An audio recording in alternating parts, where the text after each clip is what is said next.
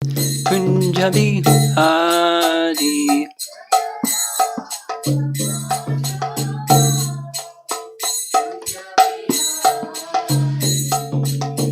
Gopi Jana Vallabha Girivara Dadi.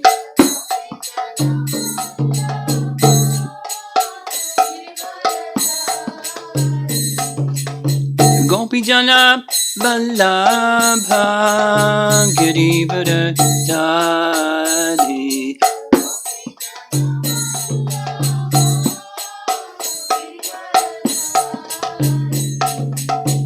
Yasoda Nandana Prajajana Ranjana.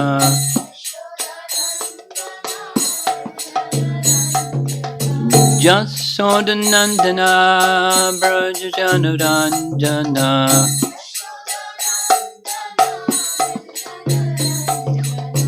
Yamuna Tira Vanachari.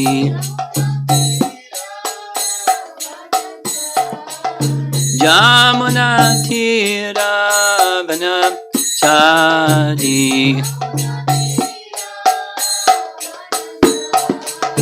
Jaya Radha Madhava Kunja Bihari. Madhava Kunja Bihari. Jaya Radha Madhava Kunja Bihari. Madhava Kunja Bihari. Gopi Jana Vallabha Girivara Dadi.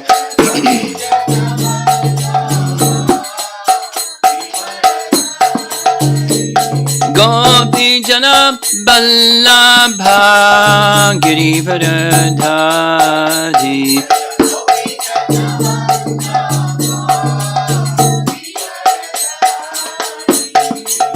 Yasoda Nandana Brajajana Ranjana. Yasoda Nandana Brajajana Ranjana.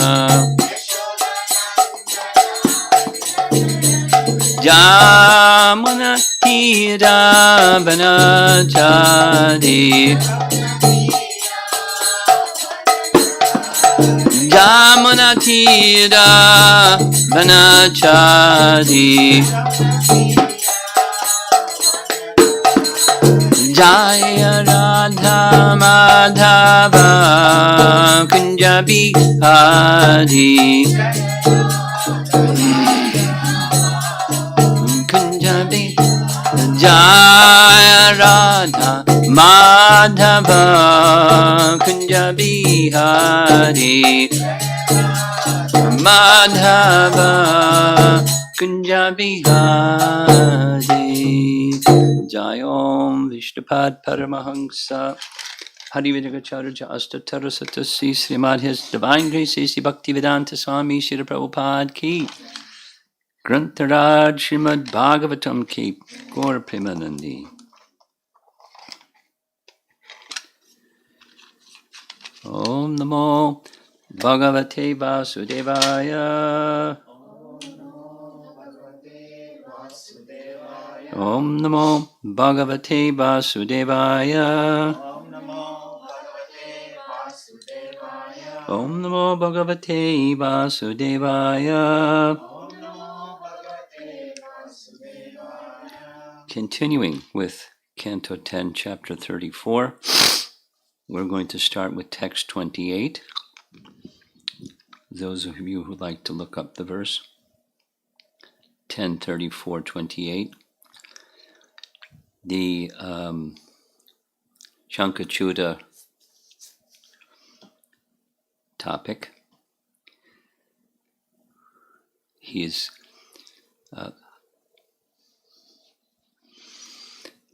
taken the gopis, or forced the gopis, or intimidated the gopis without touching them with his big stick, and shooing them off in a northerly direction, right in front of Krishna and Balaram. And they called out, "Help, Krishna, Rama, protect us." The lords called out in reply, "Do not fear." Then they picked up logs of a shala tree and quickly pursued that lowest of Guyakas, who swiftly ran away. Vishwanath, no BBT purport. Here's Vishwanath, short.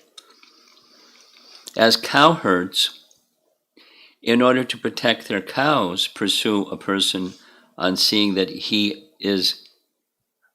has herded away all their cows, Krishna and Balaram pursued Sankachuda. Jiva Goswami. They pursued the demon at great speed immediately, or they pursued and came close to the demon, who was moving quickly. And Sanatana Goswami writes, replying, in order to make the gopis fear less, they said, "Do not fear." They caught up with the person who had taken the women. They grabbed shala trees because they were strong boys, or because Krishna was eager to take the jewel. The demon was the lowest of Guyakas, since he had previously performed such acts. And there's no information of what he previously did. And we won't go there with this Tulsi Vivaha story. I don't think that's it. So text 29. When Sankachuda saw the two of them coming toward him like the personified forces of time and death. Now this is mentioned several times because the text says Kala dash Mrityu Evo Dvijan. Kala Mrityu Evo Dvijan. So the translation reads, when Sankachuda saw the two of them coming forward toward him like the personified forces of time and death, he was filled with anxiety. For good reason. Confused, he abandoned the women and fled for his life. Vishwanath writes, like time, the inspirer, and death, the inspired, Balaram, the inspirer, said, "Kill him quickly," and Krishna, the inspired, said, "Yes, I will kill him." Jiva Goswami writes, Krishna, that does the reversal, was like the dispatcher of time, and Balaram was like the dispatcher of death. The fool, bewildered, though fleeing, found it impossible to save himself and thus thought of suicide. Or he was bewildered about what to do. Sanatana Goswami writes, he saw the two coming after him, anupraptau. He was not worried about their coming, since he was insane, but he looked back constantly with great fear. The two were like time, the instigator, and death, the final result. Interesting, isn't it?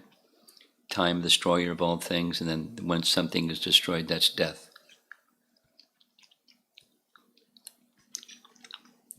Kala and Mrityu.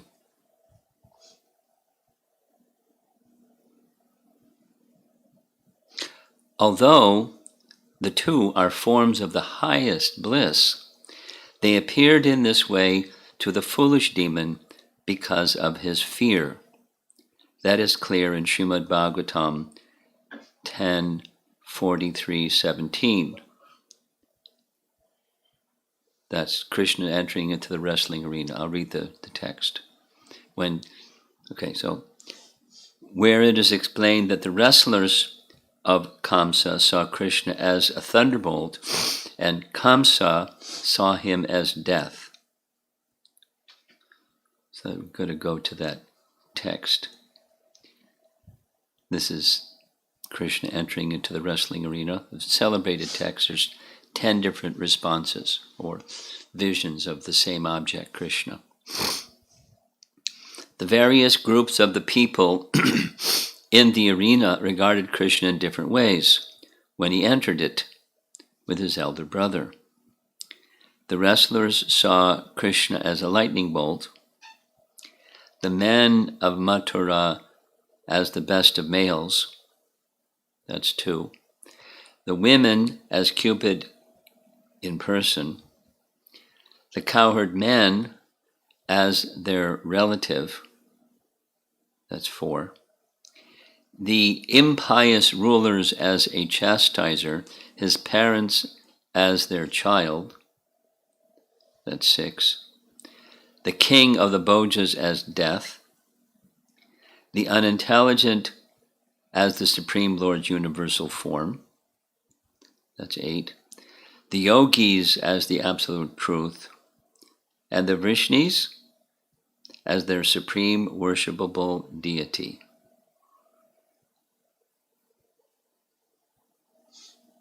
So that sentence again reads, although the two are forms of the highest bliss, they appeared in this way to the foolish demon because of his fear. That is clear in Srimad Bhagavatam 10:43-17, where it is explained that the wrestlers of Kamsa saw Krishna as the thunderbolt, and Kamsa saw him as death. Terrified, Udvijan, he fled with speed, as previously, to save his life, not with a desire for fame. He simply fled without fighting. This was because he was a fool, since he provoked his own death and did not see that running away would only produce his death. He was a fool because he did not know at all proper conduct. Text 30, 10:34-30. Lord Govinda chased the demon wherever he ran, eager to take his crest jewel. Interesting. Meanwhile, Lord Balaram stayed with the women to protect them. And here's the BBT purport. Srila Vishwanath Chakrabarti Thakur explains that the women were fatigued from being driven away. Doesn't say they were fatigued from dancing. They were just, when you're enjoying, you don't feel fatigued. So, and thus Lord Balaram protected them and consoled them as they rested. Meanwhile, Lord Krishna went after the demon. Vishwanath Chakrabarti Thakur writes, Balaram stayed with the gopis, tired from running, comforting and protecting them. Jiva Goswami writes, why did they not throw the sala tree at him from a far way and kill him? Answer, Krishna wanted to take the jewel, but if he killed the demon, he could not touch the dead body. He desired to take the jewel. While the demon was alive, he wanted to give the jewel to Balaram. That was his intention. Or, Jiva Goswami writes, he wanted to take the jewel because the demon would stay alive as long as the jewel was with him. Sanatan Goswami writes, since Krishna was the king of Gokula, Govinda, it was proper that he pursue the demon in anger to kill him and free the gopis. Question, similar. Why did he not kill the demon from far off by throwing stones? Answer, he wanted to take the jewel from the demon when he was alive, since it would be improper to touch him when dead. Balaram stayed with the women where the demon had left them. he could not override the desire of his younger brother. He was capable of protecting them from the demon, since he was strong, Bala. He was also capable of killing the demon. The reason Krishna brought him was so that he could protect the women.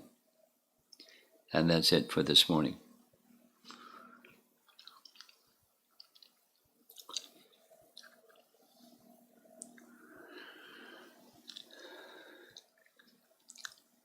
Little excitement, adventure, mystery, a thrill at every moment.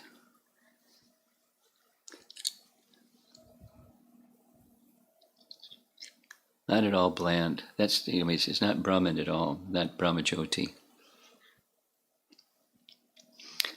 There's a bliss, and there's a bliss in hearing. And there's a bliss in the describing and remembering, and I don't know if it's what it's been like for you, but throughout the day and in the morning, the thoughts of Krishna's pastimes are there. Like one devotee on the other side of the world, literally, was saying he finds himself remembering these pastimes, and even while chanting, is that wrong? Main thing is when you're chanting is chanting, and because the name is everything, Krishna is everything, and Krishna's pastimes flow from Krishna. Stay with the name. Don't get so. But it's not. There's nothing wrong. Or say the deity form.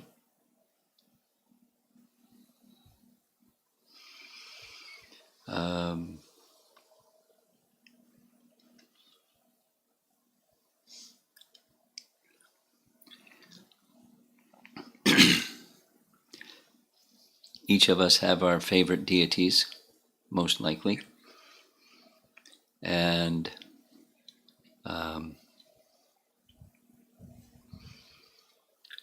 someone was sharing with me a photograph of a deity that they saw when they went on a little side trip. It wasn't with all the group. When in Hampi, it's a deity of Sitaram and Lakshman by his side, and over by the side or a little bit behind is Sugriva. And it's the place in Kishkinda where they met, kind of up on a hill and so forth. And this devotee, with the other devotees that were with them, they felt this something, like a wave of mercy and attraction and reciprocation, and it was one of those experiential moments. And so they offered prayers, and then they left, and a whole bunch of cows came, because it's a rural place, not commercialized, and mooing, and they felt they were with Krishna in Vrindavan. Something they're just transported by everything that Krishna arranged. So moments may come where we feel, it's even in our not so purified stage. It's described in Nectar Devotion. Krishna gives some encouragement sometimes, and he'll reveal something, pull back the curtain and then close the curtain, and I'm here, I'm watching. Similarly, one devotee shared with me that their whole group, their group together where they live, are really focusing on chanting. And this devotee says, normally I'm struggling and distracted and so forth, but one day it was just the opposite. It was timeless and absorption and something they've never felt before.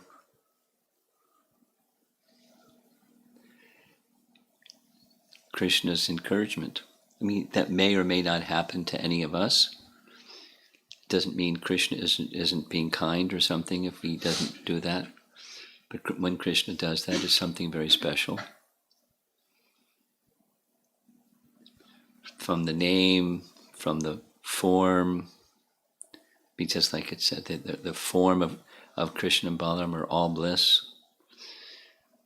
But we discussed this last evening. Bhava Grahi Janardana. It's not so often used, but Prabhupada would use it. Bhava Grahi Janardana, that the Supreme Lord, Janardana, that's meaning of the Lord of the heart. He understands our intention, and he, that bhava grahi, and he reciprocates. So we're a neophyte, and it's good to have an intention in our exchanges with Krishna, with the name, with the scripture, with the deity, with the devotees, and refine it and move towards that goal in doable steps. Just continue to make little doable steps towards that goal and expect Krishna's mercy. However he wants to extend his mercy. And we just continue with the chanting and the hearing and the remembering and the worship and the sadhana bhakti stages with faith that cleansing is going on, and the mercy particles of the Supreme Personality of Godhead are being sprinkled on us, even though we're not qualified or eligible. That's our hope. That's our faith. And get ready for the mystery of what's next. And who knows, Krishna may pull the curtain back. In any case, whether he pulls the curtain back or not, he's there, he's seeing, he is observing, he's reciprocating, he is helping.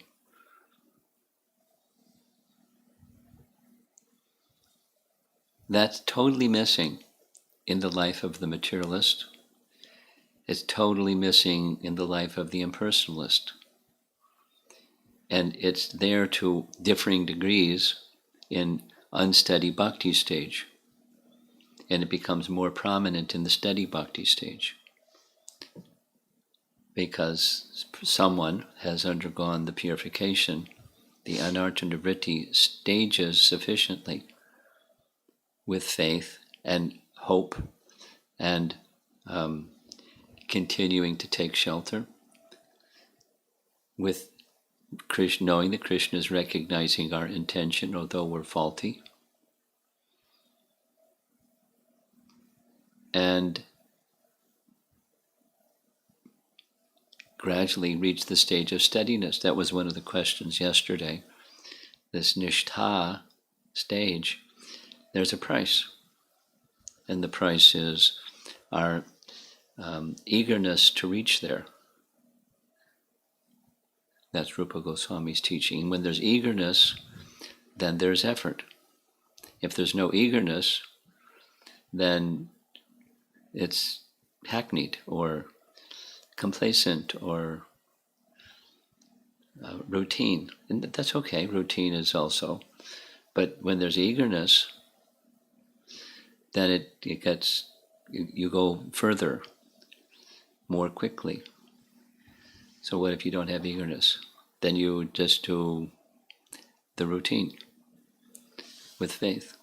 So it starts with faith and association and devotional practice, and gradually with the intention, the design is to awaken bhakti, this higher consciousness that's dormant within.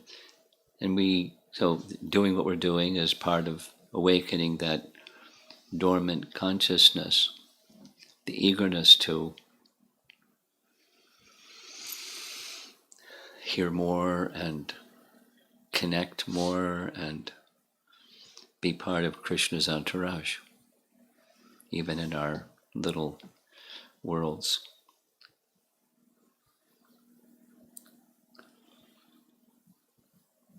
Let's see if there's some discussion.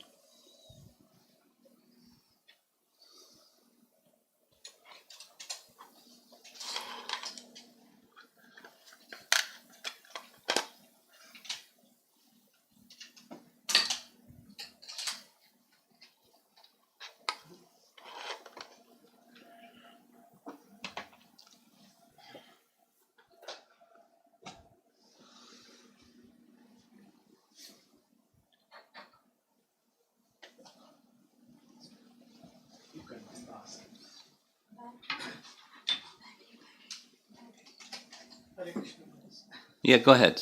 I can hear you. I'll repeat. I was thinking about the universal form. It is for the, it is for less intelligent people. Yeah. So I was just trying to think in the case of Parikshit Maharaj. So he has very limited time to hear the pastimes of the Lord. But Sukadeva Goswami took a lot of time to explain in detail. Yeah. The whole, universal form in the second canto that we were reading. So I was just trying to understand. I know he asked those questions.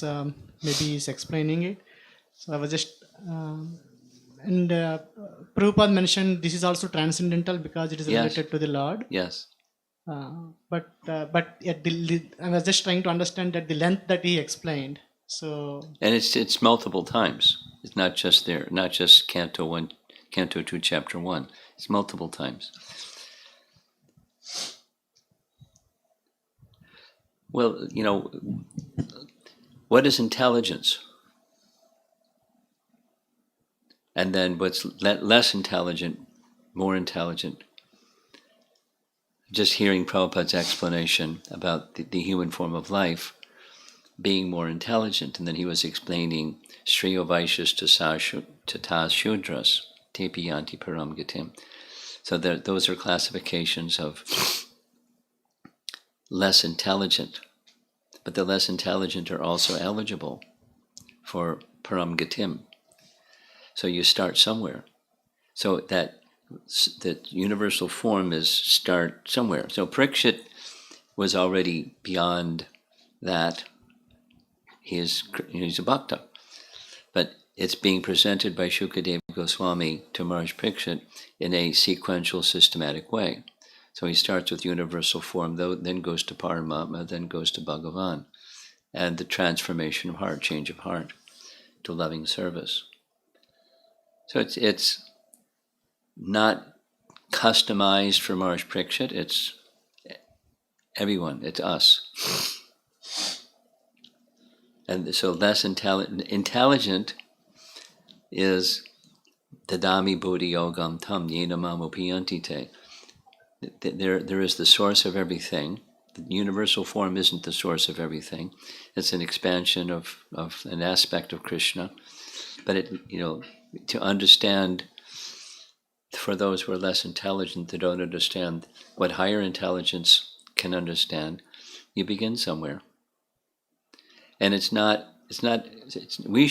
and I and sadhakas should not think, oh, I'm not going to pay attention to that because that's for less intelligent. It purifies intelligence specifically so that one becomes more eligible to understand Paramatma and then Bhagavan. And that's the purpose in the descriptions of the universal form. Or I like Sadhuputa's language. The way we view the universe has a profound effect on how we view ourselves. We're part of, and that which we're part of has a source. So there are some reasons why it's there. Although for the less intelligent. Here's Krishna coming into the wrestling arena, and some people see universal form. I mean, who knows what they're actually seeing? To see the universal form, that's pretty profound. But What exactly it means they saw him as universal form, I can't say. Yeah. One other question, Maharaj. When Sukadeva Goswami is explaining about the creation, if I can ask that question, which is not related to the class. It's okay. So there he was explaining about how the Lord thought, and then the senses came, the sense objects and the senses, Yeah. and then the demigods were controlling those senses. Yes. There he was explaining about the skin. Yeah. Then he was talking about the trees are the trees are the um, controlling powers for those, for the skin poles and all. Yeah. So I could not understand the trees. I was thinking those are the actually higher conscious beings that controls the senses. Yeah. But the trees, I could not understand how it is. I think I have to go look at this section, and it's definitely not easy to understand. The principle is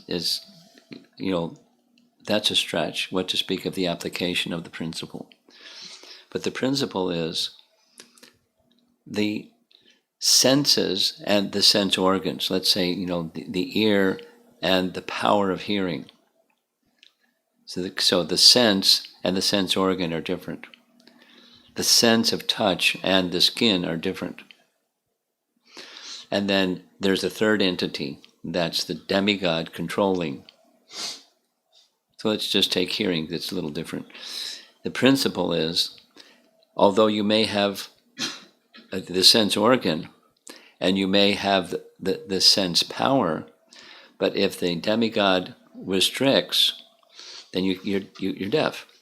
Not just because the instrument is broken, or if the power of hearing is withdrawn by the demigod, or not activated by the demigod, then you can't hear. So the connection between trees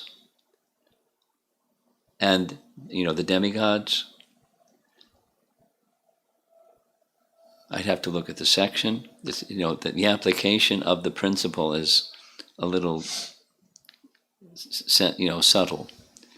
I'd have to look at the section. You can send me the section, I'll look at it. I won't guarantee an answer. Okay. One quick question. In one of the purports, Prabhupada was mentioning about one of the sloka. There is a different edition of the Bhagavatam. That line is different. Is there a different edition of Bhagavatam? I don't understand so much about that. Where there are commentaries of our acharyas that speak about some editions or some versions of the Bhagavatam have that word instead of this word. What they're referring to, I don't know. But apparently there are, because it was written a long time ago, and then transferred.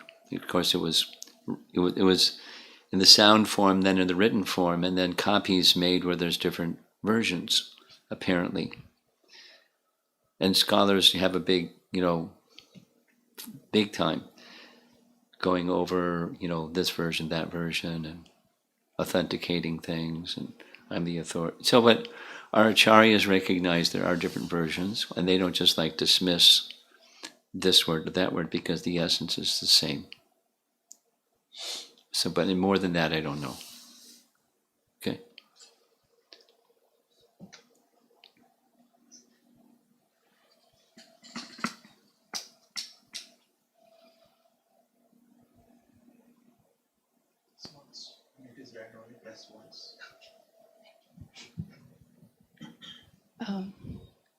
Guru Maharaj, as you are mentioning about Krishna's reciprocation, even in our not completely purified stages, I'm thinking about the current situation and having this opportunity to directly hearing from you. That seems a wonderful opportunity, and I'm seeing a significant difference in my quality of chanting and at least the desire to chant attentively since this lockdown phase and hearing from you morning and evening. I would like to hear from you what is that I can consciously do in these periods of little stronger sadhana compared to the other phases, because as I know it's in this unsteady phase, so the next wave of falling down or weak sadhana comes. What is it I can do so I can draw some strength from here, not to fall completely off? Well, quantity and quality both.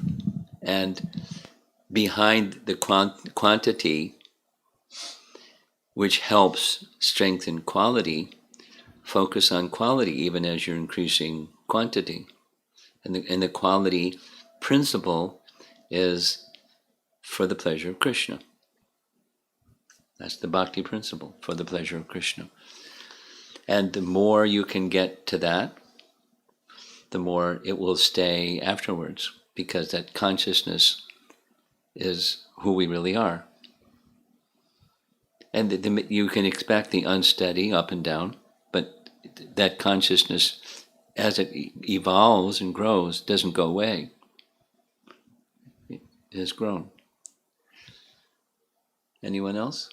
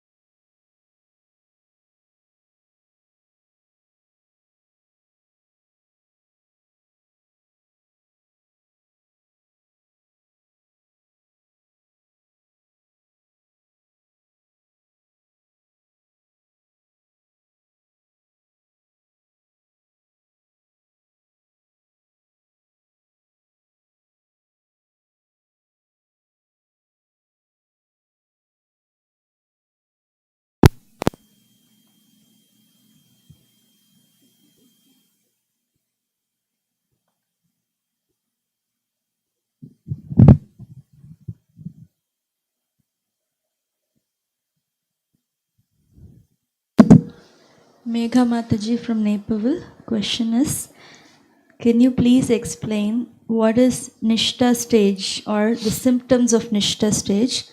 After we attain Nishta stage, can one still fall down?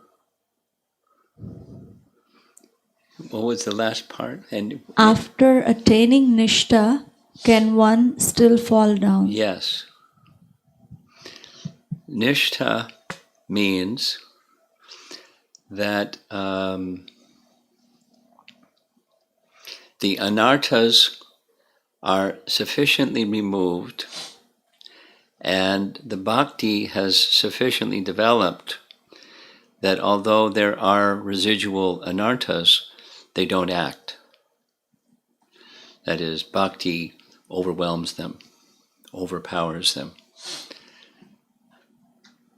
That's the verse from the Bhagavatam is Nashta Prayeshu Abhadreshu Nityam Bhagavata Sevaya Bhagavati Uttama Shloke Bhaktir Bhavati Naishtaki. That's the Nishtha stage. And Prayeshu means almost to nil. Nashta Prayeshu Abhadreshu, almost to nil. But those almost to nil can rise and overwhelm. So it's possible. It's, steady means it's not likely to happen, or it doesn't happen. But it's certainly possible to happen. So that's a description. So bhakti becomes steady. Simply, what does it look like? It's bhakti is steady. It's not. One continues to follow the vidhis, or the rules and regulations of bhakti, but there is not specifically the attachment to the vidhis, but it's the awakening of bhakti that drives the steadiness. This is Chandramukhi Mataji from Naperville. How do I increase my eagerness towards my spiritual practices?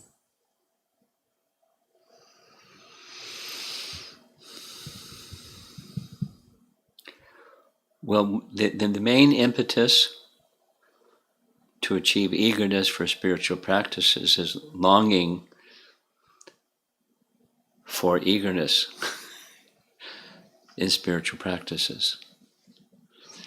You can look at the song written by Bhaktivinoda Thakur, Kabe Habe Bolo Se Din Amar. Read it, and it's an expression of longing. When, oh when will that day be mine? When? So that strengthens eagerness or enthusiasm. This is Prakash Govindan Prabhu from Singapore. You mentioned the various forms of Krishna and meditating on them today. And in the past too, you have mentioned that there is nothing wrong in meditating and worshipping on Lord Rama, Nrsingadeva, and other forms of Krishna. Mm-hmm. However, in the Bhagavad Gita purport to the Manmana Bhavamad Bhakto verse, Srila Prabhupada says, one should fix his mind on this original form of Godhead, Krishna. One should not even divert his attention to other forms of the Lord. The Lord has multi-forms as Vishnu, Narayana, Rama, Varaha, etc. But a devotee should concentrate his mind on the form that was present before Arjuna. Can you please help me understand this? In temples, Prabhupada installed Sita, Ram, Lakshman, Hanuman deities. Bhakti Siddhanta Saraswati Thakur, when there was attack in the Chaitanya Mat, he installed the deity of Lord Nrsingadeva for protection. And same thing was done in Mayapur. And we, in our Vaishnava calendar, we observe appearance days of forms of Vishnu, and we, etc., etc., etc. So,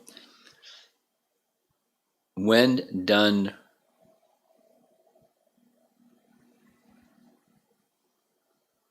I'm thinking to use the word properly, or when done consciously of Krishna as the source of all avatars, he's the source of everything. When we pay attention to anything that's part of everything, it strengthens our attachment and meditation upon the personality of Godhead Krishna in his original form as standing before Arjuna. Now the form standing before Arjuna was Vasudeva Krishna. It wasn't Swayam Bhagavan Krishna. Arjuna never, as far as I'm aware, Arjuna never visited Vrindavan. Arjuna was interacting with Vasudeva Krishna in Mathura, in Hastinapur, maybe not Mathura, in Hastinapur and Dwarka. So the original form of Krishna, that's what the Bhagavatam is encouraging us. In that passage, I know devotees, and I can name names, but it's not necessary, who have amazing, special devotion for Lord Nrsingadev. Some of the ISKCON leaders have very special devotion for Lord Nrsingadev or Lord Ramachandra. And those devotees, it doesn't diminish their devotion, it enhances their devotion for Krishna.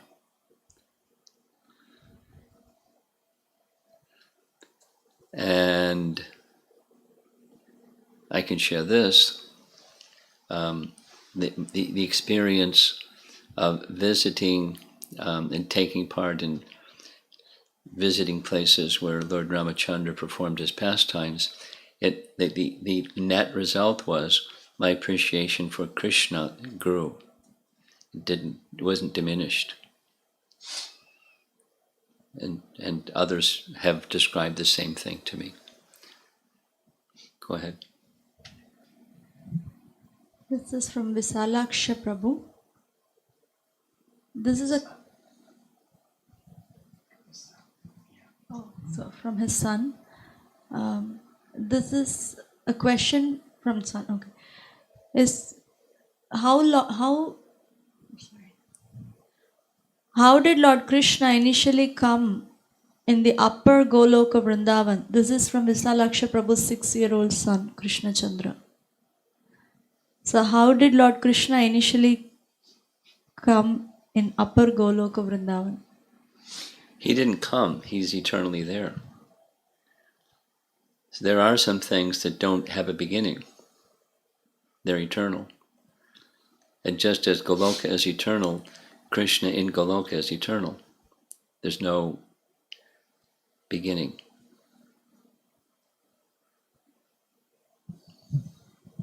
This is from Uttama Bhakta Prabhu. Generally speaking, should a devotee focus more on the heart than intelligence, while both are important?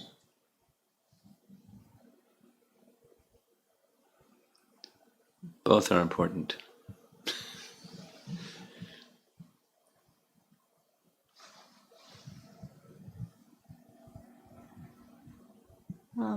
Paramarupa Prabhu's question. Women are considered to be less intelligent, but in Bhagavad Gita 10:34, intelligence or medha is identified as a feminine quality. That's correct. How do we reconcile the two? I do have a few thoughts on this, but I want to hear from your divine grace. Well, I'd be interested to hear your thoughts on it also. There's the material form, and then there's the spiritual potency. And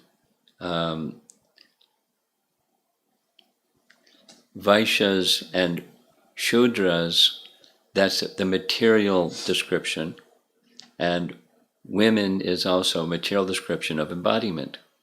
And the capacity for intelligence, generally speaking, there's certainly exceptions, generally speaking, is less developed. I mean, we find this in Queen Kunti. She understands all kinds of things. She's super intelligent because of her heart. This other question, the heart and intelligence. But she's speaking of herself as less intelligent and being in the women class. But the factor, the spiritual factor of intelligence is one of Krishna's Shaktis. So that's feminine. So men, or brahmanas, or sadhus, or perfected, Paramahansa Vaishnavas, they have Shakti. And that Shakti is a feminine feature. But their bodies may be male, but they have this capacity given to them by Krishna that accompanies them in their service.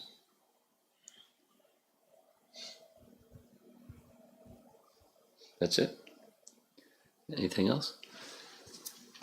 Srila Prabhupada ki? Jai.